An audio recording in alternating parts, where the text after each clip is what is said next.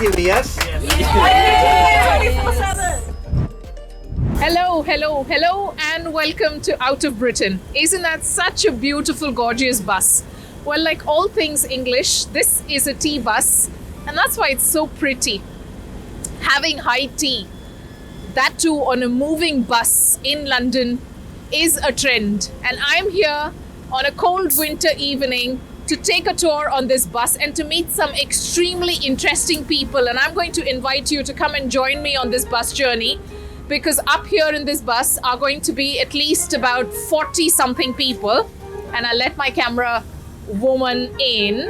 At least 40 something people on this bus having a good experience of this beautifully decorated bus, and the stories that these people are going to share with me are the ones that are going to be extremely exciting.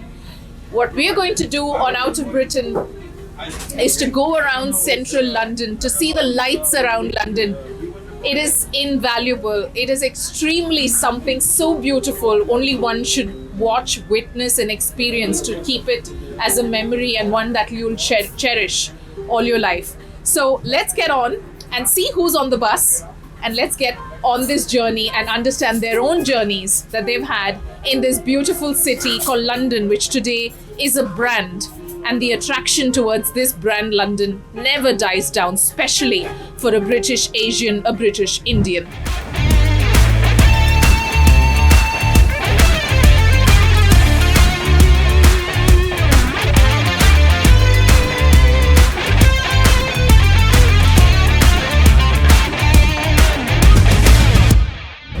With me is driver Fernando. Yes. Thank you for talking to us. Are you ready to take us around London? Right, welcome. Thank you. What's the route? The route is from Victoria to go to the Buckingham Palace. From Buckingham Palace to go to the Westminster Bridge. From Westminster Bridge to go to the Strand. And from Strand is the Trafalgar Square, Regent Street, Piccadilly, Oxford Street, and from there Marble Arch, and go back to the Victoria Street. Wow, excellent. Thank you. Thank you for that. It is so close. It's freezing. It's 0 degrees. It's minus 0 degree. It is, Yeah. yeah. Will you be warm enough here to drive us around? Yes, of course. Okay, thank you for driving us. Thank you. What's a bus ride in London if you're not on the top deck? I'm going upstairs and I'm going to have a fun conversation. Come along. Plan for the evening is that for 20 minutes we are just going to be driving from here down to Knightsbridge. We have fabulous friends from NDTV who will be with us today, and she's a great singer as well. We love NDTV, yes?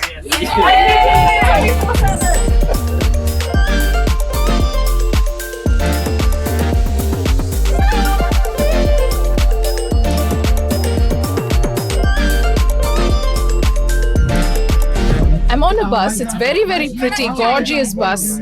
But it suddenly feels like a London tube now, guys. We're all standing and holding on to whatever we find to catch. Indeed we are. Bus or tube in London? No, tube. Any day. Tube any day. Bus or tube? Tube. I prefer the bus. The bus. Okay. Bit of both. Bus, you get some fresh air. Fresh air in the bus. Views, yeah. Okay. Which day did you come to London and how? 10th of October 1965. You remember? Absolutely. 1965. 65, yeah. How much money did you have in your pocket? None, I came on my mother's passport. I was a child then. So, went straight to school. Yeah, went to a town called Luton. Didn't know anyone. Next day it snowed. We had to go get winter clothes. We had to get winter clothes, winter boots, jacket. You know, it was amazing. I mean, it's quite a journey. And when you think about it, our journey is similar to Indians who come now, but we've made their grounds for them.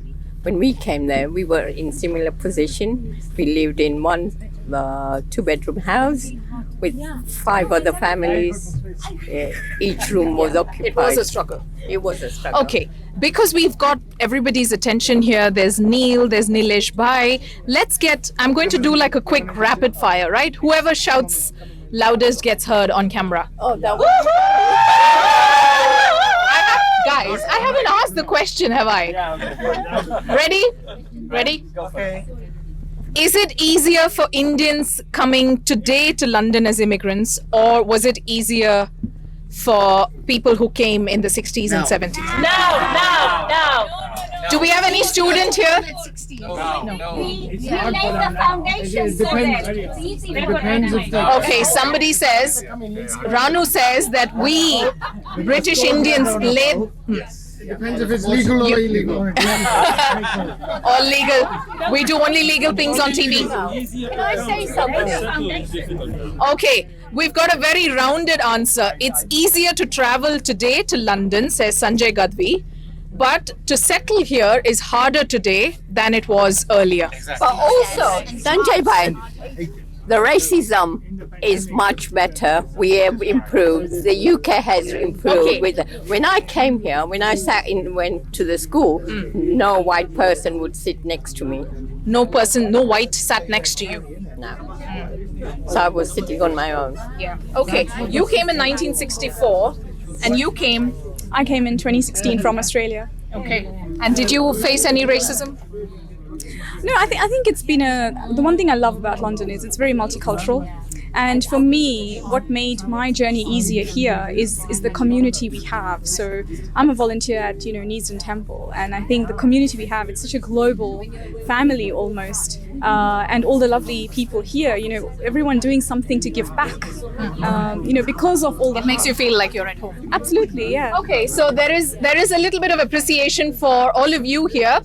The latest entrant says that she feels very comfortable here because there is a lot of community set up already. Yes. So big round of applause for all of you who've done all the hard work to set up the community and the support system and make someone feel at home instantly.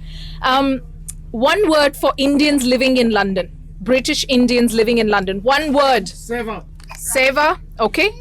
Charitable.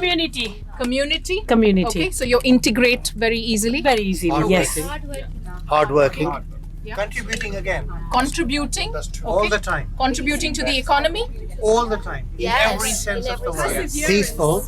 Okay, peaceful. Contributing to the economy, not contributing to the crime levels, I hope. No, that's why I said peaceful, because the least number of prisoners in the whole country are Hindus. Yes. And contributing because Indian community is 78% employable that's the highest compared to any other community, which means they can easily find jobs, they are trustworthy and can be. No. Yeah. The thing is that with the Indian people, they are happy to do any jobs as long as they get started, and then they will move on. And that is why we are so successful, all the Indians. Many students are going back. Why is that? Is there a difference between the grit that British Indians had many years ago, that they could withstand anything and say, you know what, I'm going to make it? Or is it less now? It's less now. We were more tolerable than nowadays. Nowadays, the people that come from India, they're not that tolerable, I think, personally. I think she's the right answer. Yes. The question is, does this generation, say generation 2, generation 3, have lesser grit in them as opposed to previous generations who faced innumerous number of challenges but said, nothing doing, I'm going to stay here and make it? But the younger generation is like, no, this is not working out for me, I'm going back. Yeah, I think we are so privileged today that we have so much opportunity, so much inspiration around us, and it takes so much resilience that those older than us we could learn from, and that needs to be really tapped into. We can definitely take inspiration from them, and for me, as someone who was born and brought up in the UK, I'm so fortunate that I'm surrounded by these circles where I feel like I can stay connected to my roots while living in London. So yeah, I hope that international students from India and elsewhere can feel the same thing and feel integrated just as I do. Okay, great. Something I'll add as well is that something I'd like to add as well is, because of the community we have here, anyone that is coming here outside of India or they are new, they actually find it within themselves to be really proud of their identity and their roots because of the community here. So the one thing that the younger generation here might have now is they're really, in places that perhaps people before couldn't get to because of lack of opportunity. Now that they have opportunity, they're going in proud with their heritage and bringing their true selves to wherever they go. So there's more confidence in wearing your skin, your color, your culture in a place like London, which perhaps is more accommodating. More accommodating London. Do we have to stop now? No, can I just have a last word on this? Thanks to... I'm not sure it'll be the last word. You have your wife around. can I have the word before the last, if I may? Actually, it's thank you to Bharat Mata. It's your soil, it's your culture that's made us what we are. And there's nothing like Bharat Mata. So we should actually say, Bharat Mata ki Jai! Does that mean Golden Tours will start a bus from the UK to Bharat? And why not? Okay, on that note, I'm going to take a break. The bus is going to resume its journey. We are in Victoria, but we're going to some beautiful gems of London, including Strand, Sloane Square, Knightsbridge, Trafalgar Square, Tower of London, yay, one of my favorites, Newborn Street, Oxford Street, and then finally to Buckingham Palace. Join us on this journey.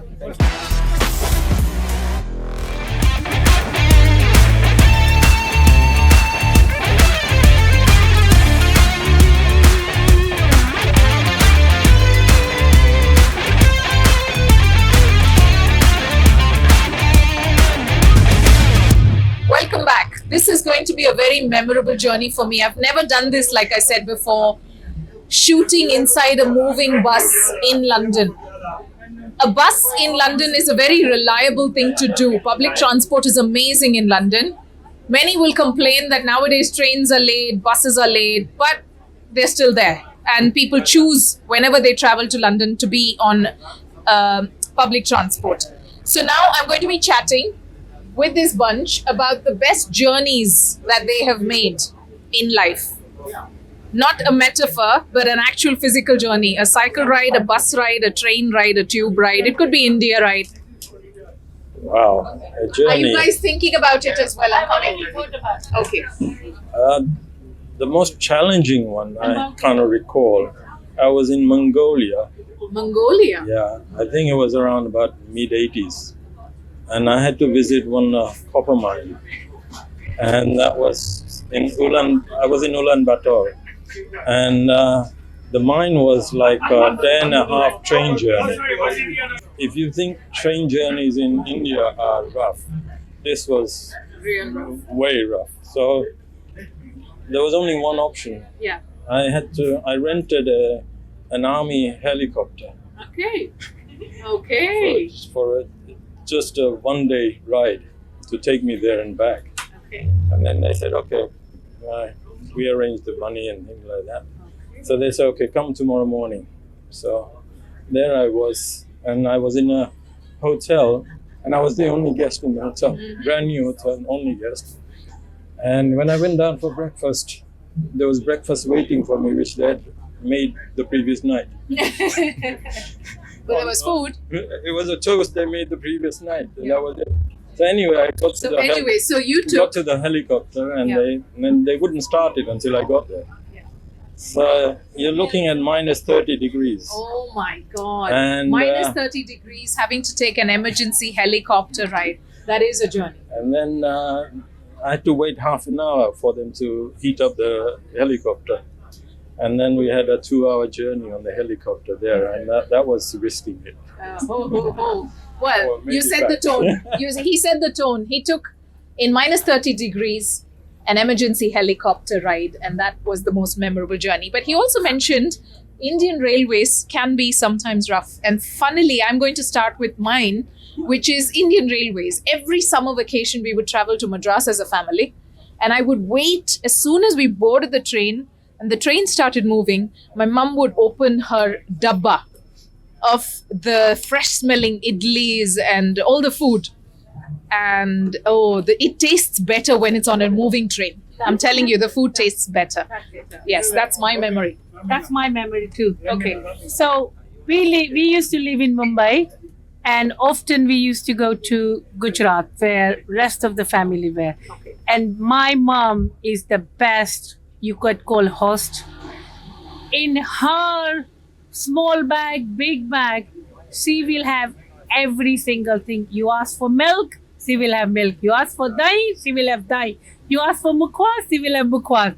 And every single thing, including tepla, patetanu saag, fafda, jalebi, you name it. And that was as a kid. And then we would offer it to all compartment, and that was the best way. You know, when I go on journeys, I make sure there's at least one Gujarati friend, because then my food is sorted. Yes. She will carry food. This little baby's journey, I think, would be this one. What's yours? Yeah, hers would be this one. Mine is probably when I was little, and I used to take a bus to school, like the school bus. And that was the best time on a rainy day when we would go to school.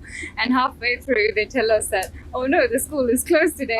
And the journey back home was the most amazing one, because we'd open our lunch boxes that we had packed, and then we'd all sit at the last seat of the bus and then enjoy it. The surprise holiday. Yes. And that's such a similar feeling to when it's sale and discount. You go to the shop till, and then they say there's a further discount. And then I'm like, wow, that's my day made. Okay, journeys. Yes, Paji. Journeys. Probably when I was a child, and we used to go away, in London, we didn't have much money. So we went, the parents used to take us. We always used to pack the car. We used to have family friends as well, like the neighbors. We'd take about 3-4 cars. Families, we used to go to different locations, Cheddar Gorge. We used to go to Folkestone, seaside resorts and all the rest of it. Did he say he didn't have money? No. And look at the destinations he's talking about. And we were driving in a Datsun back in that day. Well, my dad was driving. All the kids were in the boot. I just remember the times because my parents used to wake up super early. Mum used to be in the kitchen cooking, making the jar, all the rest of it. Samosa, paranthe. And then you'll be driving along a motorway, whether it's the M1 or the M4. They'll randomly stop somewhere. Chadar will come out in the middle of the motorway. You get 4 or 5 cars just literally parked on the hard shoulder. They put the chadar out, the tea comes out, the samosa comes out, the paranthe come out. The bache are running around, and they'll just find any green spot anywhere. Yeah. And just park up. And it's them. And share if somebody joined it. Oh, 100%. 100%. It's always. Police, especially the police. And the police know who to stop because they know they'll find food. Yeah. Talking about not having money, this is 1965, well before you were born. And we used to go from Kenya to India by steamer. So it wasn't cruise liners. It was a very basic steamliner. And we used to go 3rd class because that's all we could literally afford. And what we used to really look forward to was... Sorry, we're at Trafalgar Square. Amin bhai, show us a little bit of Trafalgar Square. Somebody asked me on the bus how long I've been doing this. This is my 20th year with NDTV. Wow. I have never, though, been on a bus in London talking to this bunch of what I describe a riot. These are change makers, very successful people, but when they came here to London, their journey has been as difficult as getting on a tube ride in London. Yes, would you please help me with the wire? And here yes. You don't look day older than 18, so how can you be doing NDTV for 20 years? Now you see what I was fishing for. I was fishing. Nitin bhai, beautiful bus. Come over and all credit to you. Yes. Naturally. But for a change, let's go to the husband. Let him do some work. Tell us about Golden Tours. Tell me about the first bus you decided to buy. There was a difficult decision because there was no money. So for the first time in my life, you had to borrow money, and various difficulties that come with it. It was a tough decision. But I'm glad we made that journey. And as a result of that journey, we are where we are. When did you start? So the journey of buying a bus was 1992, but we started as a company in 1984 by hiring other people's buses. We decided. How much was a bus in the year 1984 in London? To hire a bus was £80 a day. It's £800 a day now, so it's slightly more expensive. 80 to 800 pounds to hire a bus. When did you come to London? Which day and how many pounds did you have? So 1971 with £2 in the pocket. And 2 pounds in the pocket. I managed to get a job a week later as a favor from an accountant who still, I can still remember his first word. He said to me, "I'm doing you a favor employing you, so I'll pay you £6 a week." And I said, when I employ my people, I'll never say what you just said to me, because kindness is also essential. But he gave me the first start, so I'm grateful for that. Okay, well done you. Thank you, Well done. Well done you. So Nitin Palan, along with this bus full of people, put together what is called Diwali on Trafalgar Square every single year, and it is today the grandest Diwali party you can have outside of India. So well done all of you for giving back to the community. Definitely. We are proud of it. Yes, and never forgetting to give back to the community. Tell me about the day you landed in London and how many pounds you had. Well, I was all of 9 years of age, and my pocket money was about 10p. That's all I remember about that part. But I remember it's April the 10th, and it was raining here. We came from Kenya, and in Kenya we used to have quite a large house. My parents were teachers, so they're given a big house there. And to motivate us to come here, they said, we're going to be living in a road called Kent View Gardens. So wow, Kent View Gardens. We come here and live straight from the airport. We already had bought the house before we came here. My mum had already bought the house. So we came straight from Heathrow Airport to this road called Kent View Gardens. A little terraced house, middle of nowhere. And there was no Kent View as in those days. Garden of England. There's no gardens. And our house in Kenya was about 5 times the size of this one. I thought, oh, you cheated us. Did you want to go back? At that time we did, because it was raining here. Do you want to go back now? On holidays. A place is what you make it. Is where your family, friends are. And this is home for us now. So Kenya this is now. Will you go back to India ever? I think I will.